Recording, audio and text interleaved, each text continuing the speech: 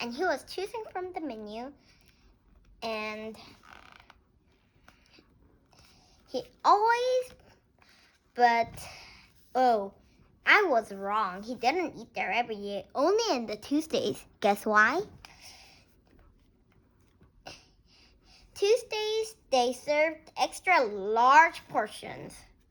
Duh. Mr. Greedy's greedy.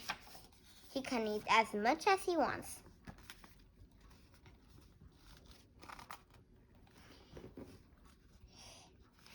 And when Little Miss Chatterbox came, Mr. Greedy asked, "What's the soup of the day?" And, you're right. Well, said Little Miss Chatterbox, for she was the waitress, the soup of the day is tomato, but we also have other soups on the menu, such as oksa and vegetable and chicken noodle, but we have other things to start as such as blah, blah, blah, blah, blah, blah, blah. And she went on and on and on and on and on until midnight. That's 12 o'clock. Mr. Greedy was still sitting there listening to Little Miss Chatterbox's chats. That is until midnight. Oh my God. He'd been there for 12 hours listening. Oh my God. This isn't the right job, don't you think? And now, continued Little Miss Chatterbox, blah, blah, blah, blah, blah, blah, is for the Eat-A-Lot restaurant to shut time for me to go home, so goodbye and nice talking to you and blah, blah, blah, blah. And she went home, leaving poor Mr. Greedy feel rather empty. I think this was the breakfast time. That should be more than 12 hours.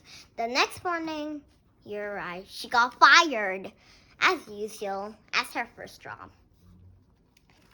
The same thing happened all week long. On Tuesday morning, she was fired from her job as an assistant in a hat shop. Miss Splendid went to the shop to buy herself a new hat, but she couldn't. And because Little Miss Chatterbox said, "Oh, madam, I've just had the hat for you, and I know you're gonna love it because it's pink, and pink is your color, and it blah, blah, blah, blah, blah." It was only talk, all day long, all talk, but no hats. I knew it. Well, on Friday morning, she eventually got another job as a secretary to Mr. Uppity. Mr. Uppity, incidentally, was the richest man in the world. Well, I should say the richest man in the blobby world. I just thought you'd like to know. It's not like you're just blobbier in anything. But that's another story. But poor Mr. Uppity didn't make any money the day that Little Miss Chatterbox was working for him. Oh no. Because she said, "Oh, Mr. Uppity, I've never worked in an office before, and isn't it exciting? And would you like a cup of coffee and are as you rich as everybody says you are?" And it was all talk like the hat shop and no work. No job, probably. But the story has a happy ending. But I'm not telling you because you'll see when we're going to the end. There's a few pages left. Don't be really so curious that your brain will burst or something. That Saturday evening, Mr. Chatterbox at home in Chatterbox Cottage, just like his name, which was where he lived. Well, eventually.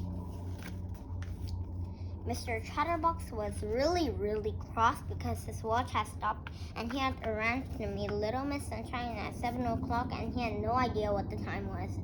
So he decided to telephone the speaking clock to find out what time it was. He dialed the number, and guess who answered? You'll never guess. This is the part. As third stroke, it will be 6:25 and 15 seconds. Little Miss Chatterbox took a deep breath. Pip, pip, pip. At the third stroke, it will be 6:25 and 20 seconds. Pip, pip, pip. That's funny, thought Mr. Chatterbox to himself. That sounds just like my little sister. You're right. It's Little Miss Chatterbox. But I'm sorry to tell you this, but this book is already done, so now, bye!